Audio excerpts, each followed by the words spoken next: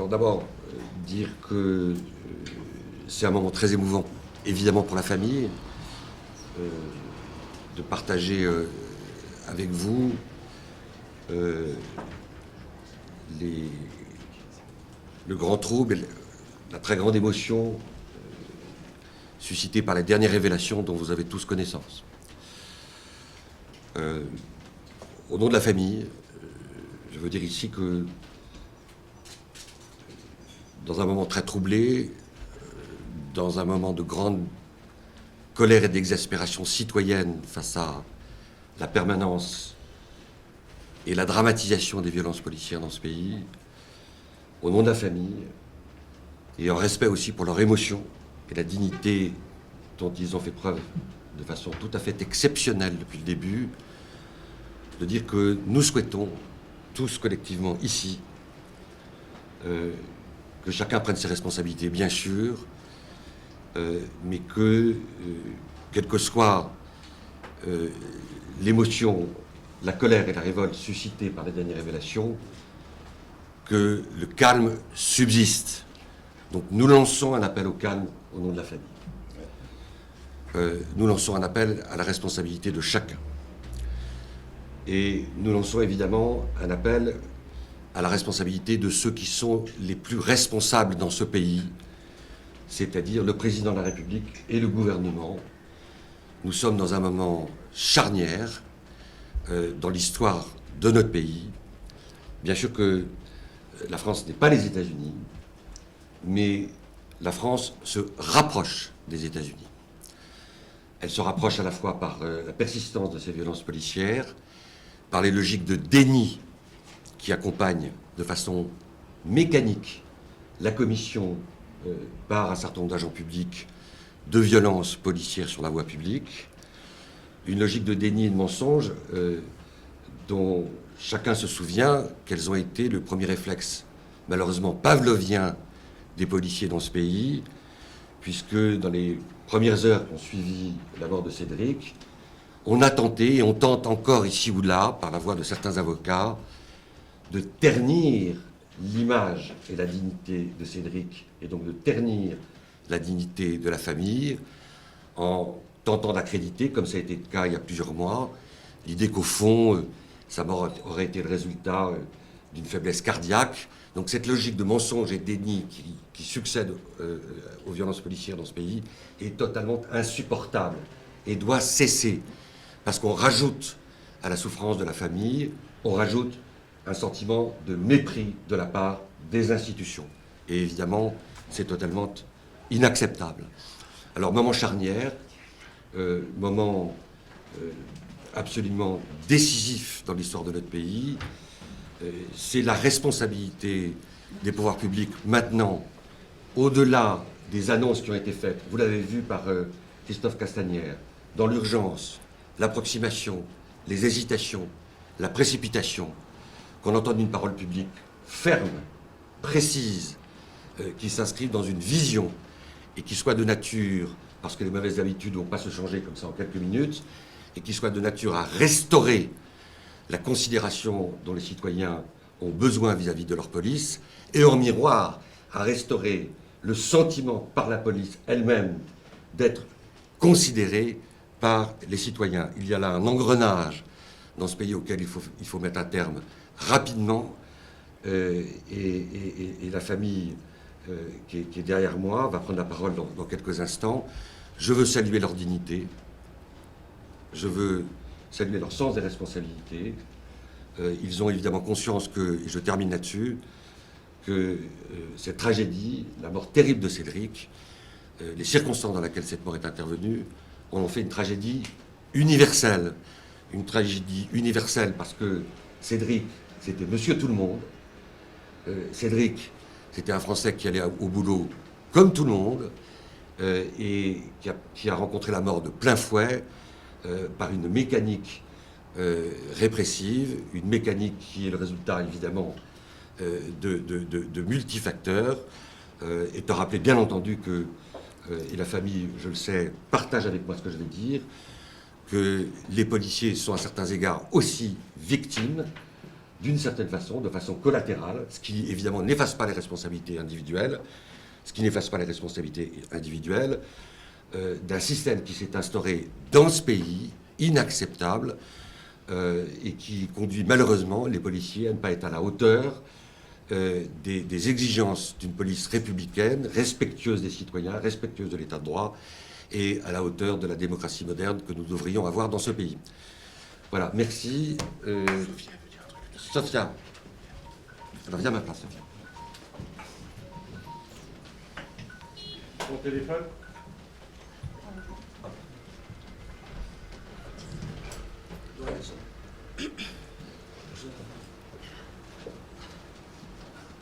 Bonjour à tous.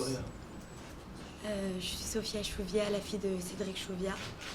Aujourd'hui, je voulais prendre la parole pour m'adresser directement au président de la République, Monsieur Emmanuel Macron, parce que j'ai certaines interrogations, mes frères et sœurs et moi, concernant la suspension des quatre individus, les 4 policiers qui ont tué notre père.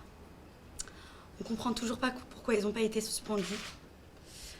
Et je voulais aussi ajouter que nous comprenons également, on ne comprend pas pourquoi la technique d'interpellation, qui est la clé d'étranglement, n'a toujours pas été interdite.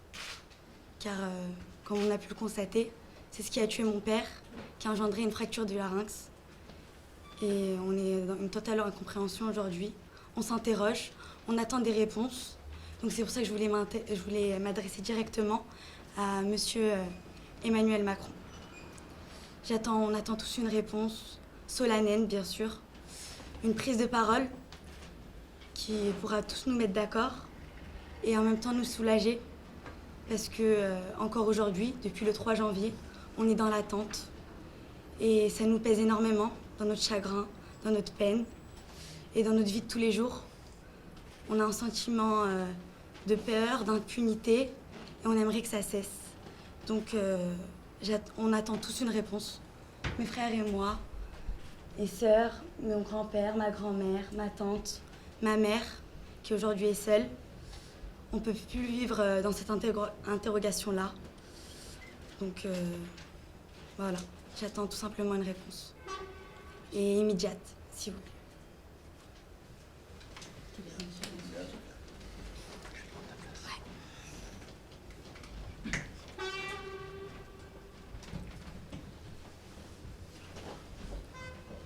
Bonjour à tous.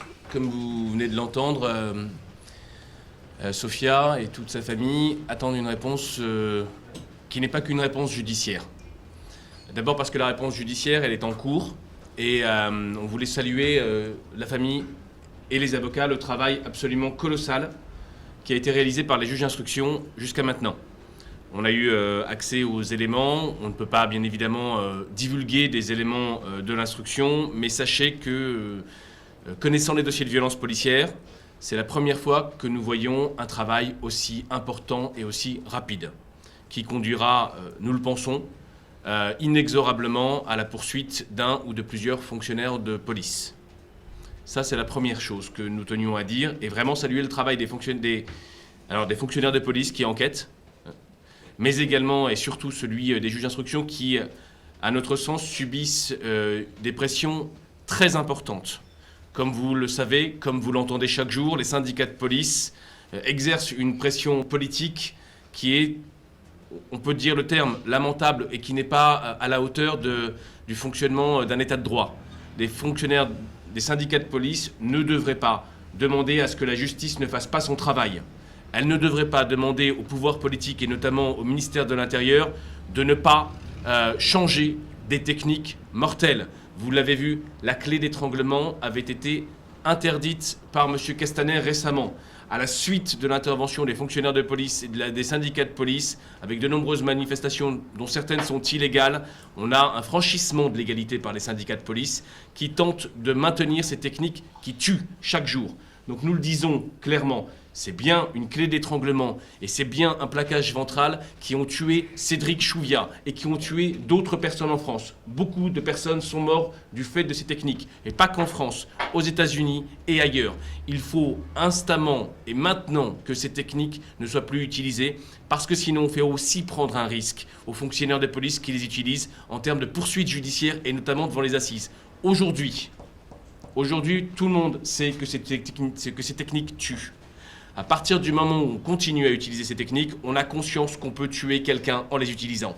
Ce qui veut dire qu'on a une volonté et une intention et qu'en termes pénal, on peut être poursuivi aux assises pour meurtre.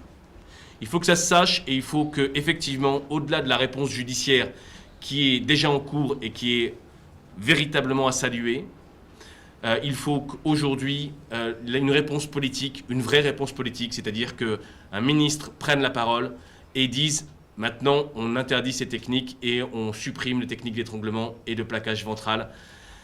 Une dernière chose, je pense que ce qui a conduit à la mort de Cédric Chouviat, c'est un enchaînement inexorable, c'est-à-dire ce chantage à l'outrage qui est provoqué à chaque fois que des personnes sont contrôlées.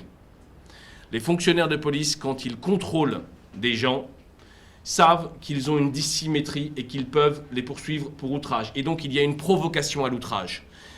L'infraction d'outrage crée de la violence, crée des blessés, crée des morts en France. Et c'est aussi quelque chose qui doit être repensé. Voilà ce que nous tenions en tout cas à dire d'un point de vue judiciaire et d'un point de vue politique, parce que ce sont des dossiers qui sont à la fois judiciaires et politiques, pour éviter que d'autres Cédric ne meurent dans la rue demain, des proches, des gens comme nous, comme vous. Chaque jour, n'importe qui peut mourir du fait d'un simple contrôle routier. Merci.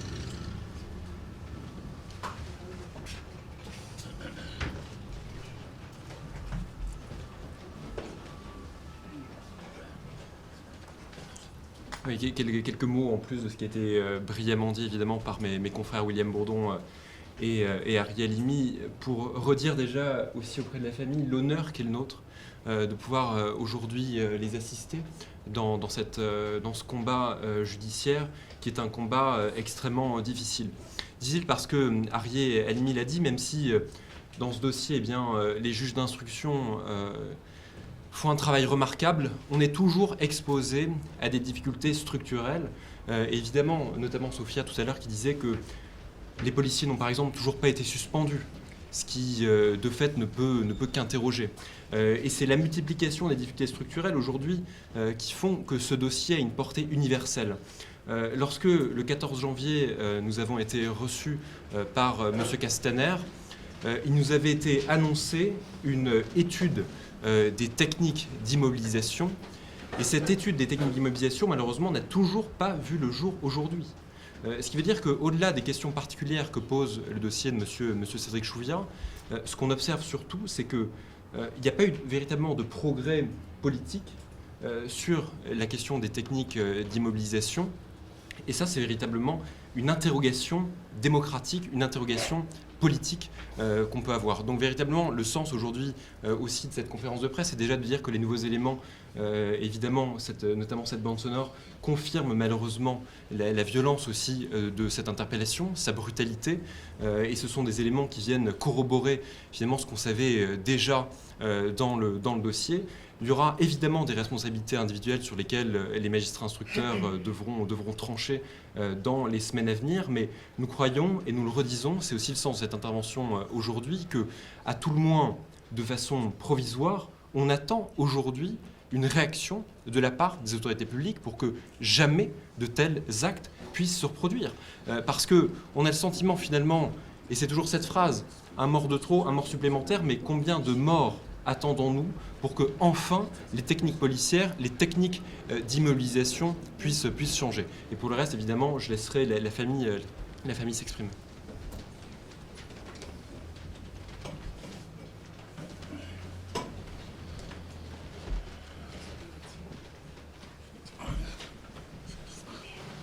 Bonjour à tous. Je vous remercie d'être là et de nous donner la parole. Je tenais surtout en premier lieu à remercier nos trois avocats qui font un travail de titan, qui lâchent rien, qui sont toujours à l'affût, qui épluchent tout le dossier de fond en comble, de manière à ce que il n'y ait pas de bavure, mais chez nous, qu'elle soit vraiment reconnue chez les adversaires, puisque pour moi c'est des adversaires. Vous savez ce que j'en pense, je l'ai toujours dit. Aujourd'hui, la famille, on est très soudés. On est soudés jusqu'au bout, jusqu'au dernier jour, jusqu'au jour du jugement. Et ce jour de jugement, on n'attend qu'une chose, parce qu'on croit en la justice. La justice, aujourd'hui, a fait un travail remarquable. Comme l'a dit Vincent et William et Arié, c'est un travail remarquable et on n'a rien à leur reprocher, même si ça paraît long pour nous. Mais ça, c'est la loi de la justice. Il y a des délais qu'il faut respecter. Il y a des... Donc, aujourd'hui, il y a des nouveaux éléments qui sont arrivés. Ils sont durs à respirer et à entendre. Hein. Quand vous entendez 7 fois votre fils, c'est dur. Et on lui a pas laissé de chance, quoi. En gros, c'est crève, salopard, parce que ta plaque était sale. Vous voyez? Crève, salopard, ta plaque était sale. C'est pas ce qu'on a dit, mais en gros, c'est ce que je pense qu'il a pensé, quoi. Hein? Donc, on n'y a laissé aucune chance. Aucune chance de survie. Puisqu'il a crié, j'étouffe. Et non, on y va, on continue. Donc moi, je vous dis, ça c'est solennel, il est mort le 3 janvier. Il n'est pas mort le 5 janvier. Il est mort sur le pavé de Paris, au pied de la Tour Eiffel, le 3 janvier. Parce que quand ils l'ont mis dans le SAMU, il était déjà mort. Cliniquement, il respirait plus, on l'a repompé pour le faire survivre 2 jours, parce que ça arrangeait la justice, ça leur permettait de travailler un petit peu plus sur leurs mensonges. Ça a été un tissu de mensonges depuis 10h45, je crois que c'est ça les horaires, à vérifier, hein, qu'on ne dise pas que je suis menteur. 10h45 jusqu'à 16h, le tissu de mensonges a démarré. Et après, ça n'a plus jamais arrêté. M. Castaner a continué. De toute façon, Castaner, c'est qu'un pantin qui n'a aucun pouvoir. Hein, mais c'est pas Castaner, c'est Castaner le ministre que je parle. L'homme, je le connais pas, comme je l'ai déjà dit. Donc c'est pas sur lui que je pourrais m'en prendre. Mais aujourd'hui, on a des faits qui sont réels. Voilà. Cédric, on lui a donné aucune chance. Mais aucune chance. Pourquoi? On ne sait pas. Pourquoi? Peut-être que dans une autre vie, ils se sont rencontrés, ces deux-là. Ou ces quatre-là, ils se sont rencontrés, puis Cédric, ils avaient un règlement de compte avec eux, parce que c'est un règlement de compte, quoi. On parle des gens, des bagarres, des machins, des ceci. Mais là, c'est quoi? C'est un règlement de compte. Ils ont été au bout de la mort. Donc, vous m'aurez toujours sur le chemin. Et je confiance en la justice. On ne déteste pas la police. On l'a déjà dit, je le redis, la police, on n'a rien contre la police. On a contre les tueurs d'enfants. Puisque pour moi, c'était mon fils, c'est tueur d'enfants, tueur de père de famille, qui n'ont rien fait dans la vie à part aller travailler. C'est triste, quoi, parce qu'aujourd'hui, ça devient dangereux d'aller travailler. Ouais. Donc, M. Macron, comme m'a dit ma petite fille, elle a raison, il faut qu'il règle les problèmes, parce qu'on ne peut pas d'un côté dire allez bosser, arrêter le Covid-19, il faut aller au boulot, et puis de l'autre côté, on meurt si on va au boulot. Aujourd'hui, je vois ça comme ça, alors c'est peut-être un peu grand, peut-être un peu large, mais voilà, donc... Et les faits vont jusqu'au bout. Je tenais aussi à m'adresser aux syndicats. Ils sont gentils, les syndicats. Hein. Mais ils n'avaient aucun élément, puisque personne n'avait d'élément, à part nos avocats, Ils n'avaient aucun élément, ils ont crié au scandale. Ceci, on a encore entendu l'avocat ce matin de la partie adverse dire « mais c'est un scandale, on ne peut pas employer des termes comme ça, et taratata ». Mais taratata quoi? Il y a un rapport, ça fait 6 mois et demi que des juges travaillent dessus, et qu'on leur dit « mais... vous avez 4 assassins, là, 4 meurtriers, 4 quoi, alors? C'est 4 gentilles personnes qui ont fait ont décidé un jour ou l'autre de faire une veuve, 5 orphelins et une sœur qui a perdu son frère, des parents qui ont perdu leur fils. Vous savez, dimanche, c'était quoi, dimanche? Je vous rappelle à tous, c'était la fête des pères. Moi, il m'a manqué un coup de fil. C'est de mon fils. Il ne m'a pas appelé dimanche. Et ces 5 petits-enfants, ils n'ont pas pu appeler leur papa. Ils n'ont pas pu faire de câlin à leur papa. Parce qu'il y a 4 individus sur Terre qui ont décidé que ça serait autrement. Voilà. Donc, je m'en remets à la France entière pour qu'ils essayent de m'expliquer où est la malhonnêteté de Cédric, où est la raison des policiers, ou qu'est-ce qui fait qu'aujourd'hui on a le droit de tuer un individu qui part au boulot, faire 42 livraisons le matin et qui ne reviendra jamais chez lui. Voilà. Donc, après tout ça, je pense qu'il faut arrêter la clé d'étranglement, ça c'est indispensable, le plaquage ventral c'est indispensable. Alors aujourd'hui on fait un traitement. Dès l'instant qu'il y a un milliard de risques de mortalité, on revient en arrière, tout est là. Mais aujourd'hui on fait une clé d'étranglement, sur 10 on en tue 2, c'est pas grave. 20%. C'est ça, non? ou 10%. Non mais c'est aberrant. Aujourd'hui, on sort un traitement, il y a le risque de 0,01%, on l'interdit, oh là là, au scandale, il y a un risque de mort, mais on fait une clé d'étranglement qui est pratiquée par des gens qui ne connaissent rien au sport de combat, qui n'ont aucune habitude du sport de combat.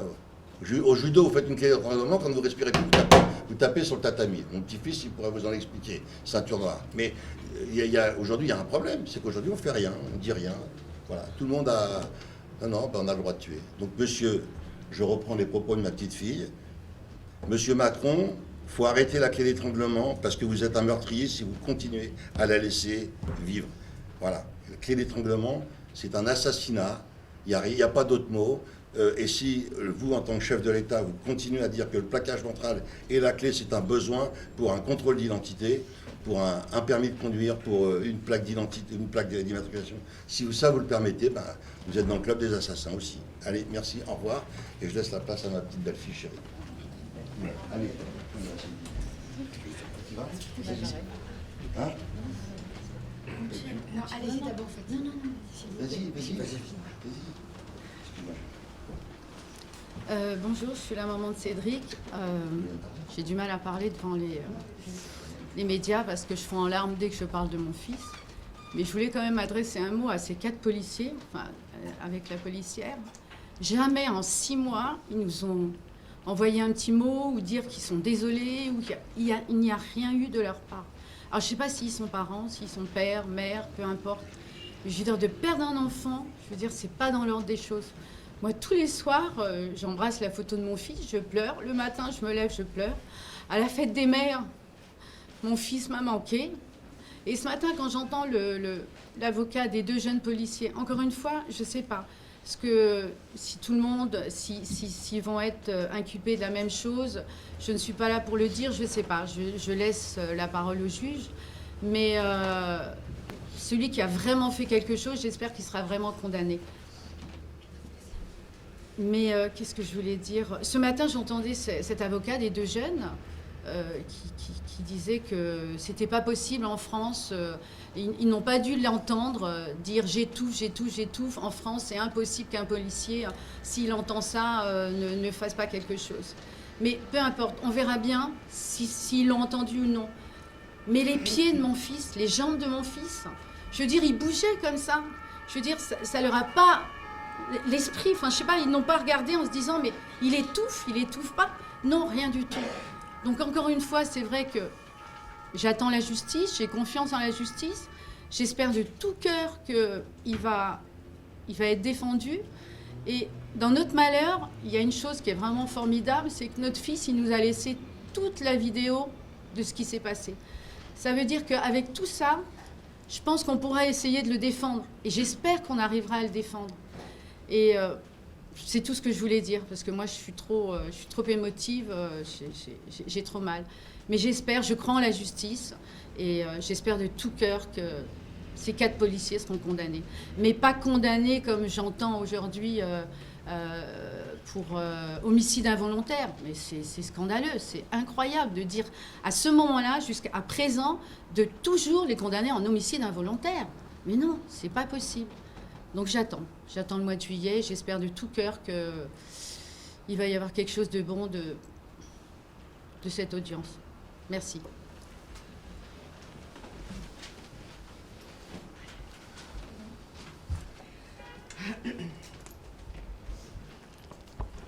Bonjour à tous.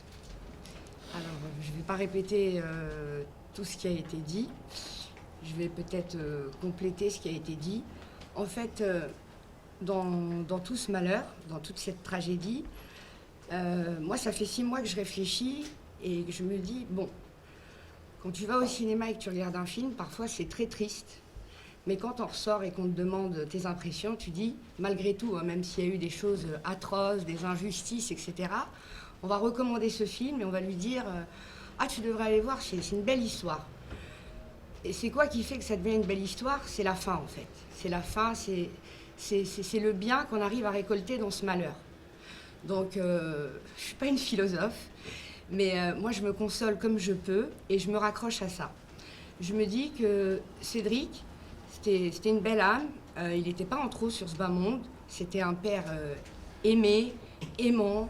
Il se rendait utile du mieux qu'il pouvait. Il avait plein de bonnes idées, plein de bonnes intentions. Et le destin, il a fait que ce jour-là, il devait nous quitter. Donc il faut qu'on accepte ce destin. Par contre, on ne peut pas accepter, parce qu'il y a une cause dans sa mort. Et sa cause, c'est quoi? C'est cette clé d'étranglement. Mais c'est au-delà de la clé d'étranglement. Parce que dans cette clé d'étranglement, il y a une intention derrière, il y a un état d'esprit. Vous voyez ce que je veux dire? Et moi, ce que je vois dans les policiers aujourd'hui, c'est un mal-être. C'est un mal-être, un ras-le-bol d'être les mal-aimés. En fait, je crois que cet homme qui a tué mon mari, je pense qu'il faudrait se pencher très sérieusement sur son état psychologique, sur la formation, sur les critères sur lesquels il a été recruté. Pourquoi il a voulu faire policier? Vous voyez, en fait, il y a toute une histoire derrière. Et en fait, la violence des policiers aujourd'hui, parce que dans la vie de tous les jours, ils ne sont pas que policiers, c'est des citoyens comme nous, il y a cette colère qui plane là en ce moment, vous voyez ce que je veux dire? Et je crois que, en fait, il faut aider les policiers carrément, j'ai envie de vous dire. Il faut les aider à ne pas devenir des meurtriers. Il faut les aider à prendre conscience de la valeur de la vie. Il faut les aider, il faut leur rappeler quel est leur métier. Il faut leur rappeler pourquoi ils sont là. Moi, j'ai mon fils, c'est choquant. Il a 14 ans, on habite à Levallois, c'est un petit village, tout le monde se connaît. Le scooter avec lequel il roule, il est au nom de mon époux. Certes, il a commis une petite infraction, il a roulé sur une voie piétonne pour se rendre chez son ami. Mais il a été contrôlé par des policiers. Ils savaient à qui ils avaient affaire. Ils savaient qui c'était, mais ils auraient pu, un minimum, les règles de bienséance. On est des êtres humains, on a un cœur. Ça leur aurait coûté quoi? Même s'ils doivent le verbaliser ou quoi que ce soit. Mais après, par la suite, je m'excuse, je vais boire un peu d'eau. Leur dire, on sait que c'est... Mais tout court, toutes nos condoléances. C'est gratuit. C'est rien du tout. Ils en ont eu l'opportunité 2 fois. Ils l'ont pas fait. C'est qu'il y a vraiment un problème. C'est qu'il y a vraiment un problème. Un petit ado de 14 ans, heureusement, grâce à Dieu, il est assuré, tout est en règle, il a été très respectueux, etc. Mais quand il est rentré, en plus de son fardeau qu'il porte tous les jours, moi j'essaye de le rassurer, j'essaye de lui dire que forcément il y aura une issue favorable, que voilà. Mais de l'autre côté, il rentre, il est déçu, il me dit « Mais maman, ça leur coûtait quoi de me dire toutes mes condoléances ?» Non, qu'est-ce qu'ils ont préféré faire? Ironiser sur son nom de famille. Cédric Chouviat, Cédric Chouviat, Cédric Chouviat à 4 reprises. Mais pourquoi? C'est de la méchanceté gratuite. Ça vous coûtait quoi en fait? Ou à la rigueur, faites comme si vous saviez pas, je sais pas. Mais ce que je veux vous dire, c'est que bien sûr, il y a le problème avec cette clé d'étranglement. Bien sûr, parce qu'une clé d'étranglement, sincèrement, entre nous, si on se pose la question, ça sert à quoi? Ça sert à pencher l'individu en arrière qui veut pas obtempérer pour tout de suite, rapidement, en 2 secondes, lui mettre la main derrière le dos. Puis la deuxième main, on le menotte. C'est notre métier, on a été formé pour ça. Et puis, carrément, allez, il y en a 2, ils sont 4. Il y en a un qui lui prend ses jambes, un qui le prend là, et hop là, et on t'embarque. Si c'est nécessaire, bien sûr. Là, il se trouve que pour le cas de mon mari, c'était même pas nécessaire. Mais ce que je veux vous dire, c'est que pour Cédric, c'est trop tard. Il fait plus partie de ce monde, qui repose en paix. J'arrive pas à l'imaginer ailleurs qu'au paradis, sincèrement, et ça me console. Alors peut-être que je délire, qu'importe, mais moi, c'est ma façon de me dire que mon mari, il est bien. Mais je pense que c'est une belle opportunité pour le gouvernement, pour ne plus céder au chantage des syndicats et se mettre autour d'une table et se dire qu'en fin de compte, il y a des problèmes. Eh ben, on va les régler, ces problèmes. Ça mettra du temps, mais il y a des choses à faire, il y a des remises en question à faire. C'est l'évolution, c'est comme ça. Parfois, il faut se dire qu'il y a quelque chose qui ne va pas. Et là, c'est superbe. Pas que mon mari soit mort, mais que la vérité éclate. Parce que quand la vérité, elle éclate et que la justice, elle est faite, après, on essaye d'améliorer les choses, de se nourrir de ses erreurs et tout. Donc là, je pense qu'il y a une bonne... Il y a de quoi faire. Il y a à boire et à manger. Je crois qu'il y a de quoi faire. Et puis en plus, voilà, cette affaire aujourd'hui, elle est publique. Donc c'est bien parce que ça nous permet à tous de réfléchir un peu à tout ça. Donc je vous laisse avec votre conscience, avec tout, en fait, avec votre raison, avec votre bon sens. Et je vous en supplie, s'il y a un des policiers qui a amené à croiser un de mes enfants, ça leur ferait le plus grand bien que vous leur présentiez leurs condoléances. Et je ne pense pas qu'il y ait une loi ou quoi que ce soit qui vous l'interdit dans la déontologie ou quoi que ce soit. C'est tout, et j'espère encore, j'insiste, sur la clé d'étranglement qui est super dangereuse, comme vous avez pu le voir. Donc il faut immédiatement, arrêter de céder en fait, et puis en retirant la clé d'étranglement, le gouvernement va également sauver des policiers de se retrouver dans une situation comme ça et de peut-être aller en prison pour meurtre. Je ne pense pas que quand on s'engage dans la police, on ne s'imagine pas finir en prison pour meurtre. Non, au contraire, on est là pour s'occuper des meurtriers, j'ai envie de vous dire. Donc voilà. Je ne sais pas si vous avez compris ce que je vous ai dit, mais c'est tout. Vas-y.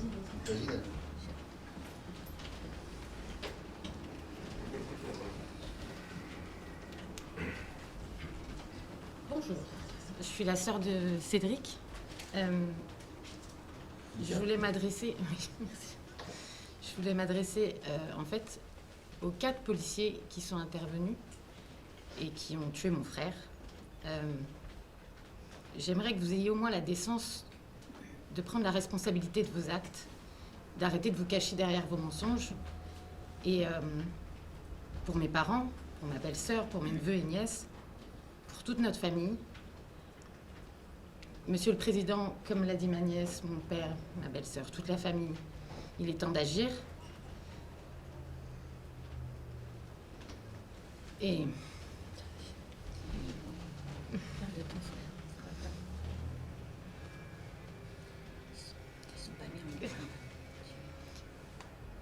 Ce qui est quand même assez affolant, c'est que ils sont toujours libres de leurs actes, de faire tout ce qu'ils veulent, de continuer de travailler.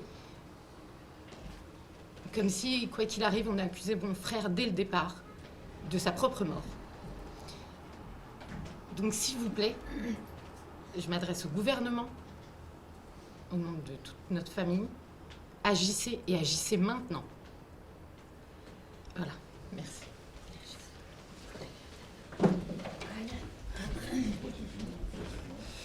Eh bien, maintenant, on peut peut-être passer aux questions. Hein. Tu peux peut-être chercher à rier, Vincent, ça peut pas. Pardon, il n'y a rien, tu veux dire quelque chose? Ah, pardon, excuse-moi. Bonjour à tous, je m'appelle Ryan Chouvia, je suis le fils aîné de Cédric Chouvia. Je me suis peu prononcé devant les médias depuis l'affaire de mon père, car de base je suis quelqu'un de très réservé, qui prend beaucoup de choses sur soi. Aujourd'hui, comme vous pouvez le savoir, moi de base j'étais étudiant. Malheureusement, avec la mort de mon père, j'ai dû en quelque sorte arrêter mes études pour m'occuper de ma famille, de mes 4 frères et sœurs et de ma mère, parce qu'aujourd'hui c'est ma priorité. Moi, comme vous pouvez le savoir, chaque matin je fais le travail de mon père, donc je me lève chaque matin. Il faut savoir que de base mon père était vraiment dans toute ma vie, que ce soit dans le travail ou ma vie personnelle. Chaque matin, il me faisait mes tournées, il m'appelait tous les matins au téléphone, on parlait tous les matins. Maintenant, chaque matin, quand je me lève, je suis un peu seul sur mon scooter. Et à chaque fois, chaque matin, chaque instant que je suis sur mon scooter, je pense à mon père et je me dis que ce qui arrive à mon père peut m'arriver à moi aujourd'hui, alors que c'est quelque chose vraiment de scandaleux. Donc maintenant, comme ma famille a dit, avec toutes les preuves vidéo qu'on a qui prouvent que mon père est totalement innocent dans cette affaire et n'a rien demandé à part travailler et revenir chez soi le soir, on aimerait que maintenant les choses bougent et vraiment que la justice agisse et que ces 4 policiers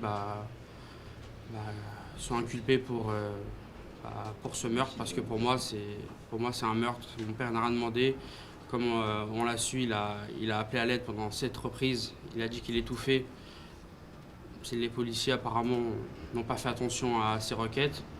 Donc à partir du moment où une personne crie à l'aide et elle n'est pas secourue, pour moi c'est un meurtre. Donc on attend que la justice agisse.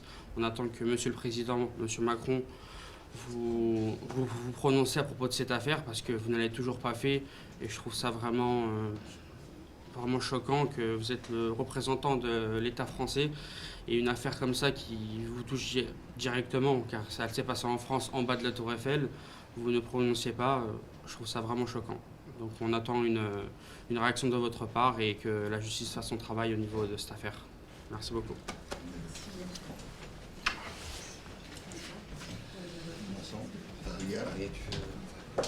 Est-ce que vous avez des questions? Est-ce que vous avez des questions? Arié Vincent, On va peut-être tout dire. oui, des questions? Nobody? Bonjour, Oui. Sylvestre Roman pour l'Humanité. Pour certaines familles, il n'y a aucune preuve matérielle qui a permis de contredire la version de la police. Qu'est-ce que vous avez envie de leur dire à ces familles? Que c'est une vraie problématique, effectivement, que la plupart des familles n'obtiennent pas forcément justice à cause d'un manque de preuves. On sait maintenant que ce sont ces techniques qui tuent. On sait qu'il y a eu beaucoup de gens qui sont morts et qui apparaissent chaque jour. Il y a énormément de personnes, notamment dans les quartiers populaires, des personnes noires ou arabes spécifiquement visées dans le cadre de contrôle au faciès, qui réagissent et qui tombent dans le piège de la provocation à l'outrage et qui sont interpellés avec ces techniques d'étranglement et de plaquage ventraux et qui meurent. Des pères de famille, des jeunes gens. Et la moindre des choses, outre le fait que la justice doit prendre en considération un problème structurel, c'est qu'effectivement, il y a un inconscient judiciaire qui fait qu'on enquête moins bien dans les affaires de violences policières. On enquête moins bien quand il y a un noir ou un arabe qui est victime de violences policières. Il est maintenant temps que la justice fasse son aggiornamento et qu'elle prenne conscience de ce refoulé collectif. Et puis, d'un point de vue politique, parce qu'avant que la justice ne se transforme et prenne en considération la discrimination interne dans son fonctionnement, notamment lorsqu'il y a des fonctionnaires de police qui sont mis en cause, eh bien, il faut qu'il y ait une décision politique importante et rapide. Ces décisions politiques, c'est d'interdire toutes ces techniques qui tuent. Parce que ce ne sont pas des techniques, ce sont juste des armes meurtrières. Le fait d'étrangler un homme ou une femme dans la rue, c'est quelque chose qui tue. Le fait de plaquer à plusieurs, à 3 ou à 4, comme ce fut le cas dans l'affaire d'Adama Traoré également, selon ce qui est dit par la famille, tout au moins, eh bien, ça tue.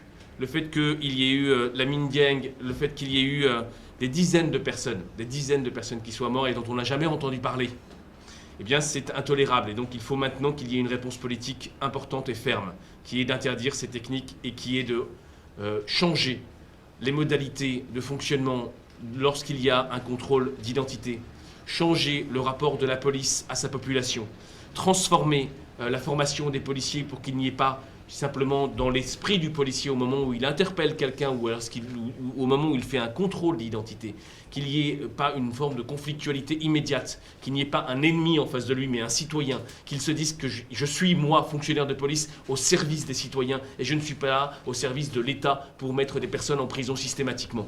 C'est toute cette culture qu'il faut changer pour qu'il n'y ait plus jamais de mort et que les morts antérieurs et les familles puissent obtenir justice et vérité. Mais juste rajouter un mot. La famille a salué le travail remarquable exemplaire de la justice. Il faut tous souhaiter collectivement ici que ce qu'on fait des juges d'instruction ne soit pas un feu de paille sous la pression citoyenne et que ça marque un véritable changement, une véritable rupture par rapport à une culture judiciaire, qui a trop souvent accompagné et ratifié une culture de l'impunité des violences policières dans ce pays. Donc que l'enquête aujourd'hui qui devrait aboutir à la mise en examen des policiers ne soit pas une enquête dont la qualité et la rapidité étaient le résultat de la pression citoyenne, mais soit une enquête qui véritablement opère un nouveau paradigme pour l'avenir, c'est-à-dire que la justice demain prenne totalement ses responsabilités lorsqu'elle est saisie de violences policières. Et puis dire encore que dans quelques jours, les policiers vont être mis en examen. Pour la famille, le minimum, c'est qu'ils soient mis en examen pour coup mortel ayant entraîné la mort sans intention de la donner.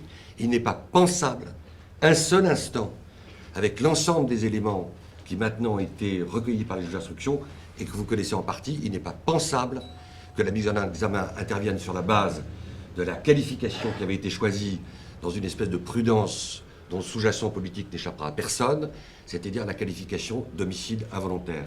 La qualification d'homicide involontaire dans la perspective de la mise en examen des policiers, ne peut pas être accepté par la famille Chouia. D'autres, il y a ceux qui inactivent quelque chose.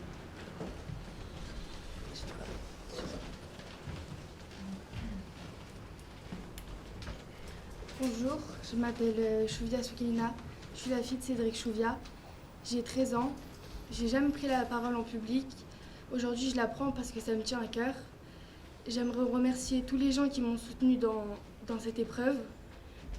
Au jour d'aujourd'hui, j'attends qu'une seule chose, c'est que justice soit faite pour mon père. Je ne pourrais pas avancer sans qu'elle soit faite. Donc, j'aimerais que ces policiers payent pour ce qu'ils ont fait. Et voilà, merci. Est-ce que vous avez d'autres questions?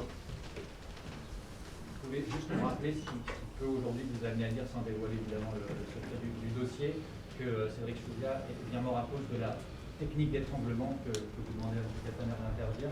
Ce sont des éléments, vous nous les rappelez simplement, très factuels, qui vous font dire que c'est bien ça qui a tué.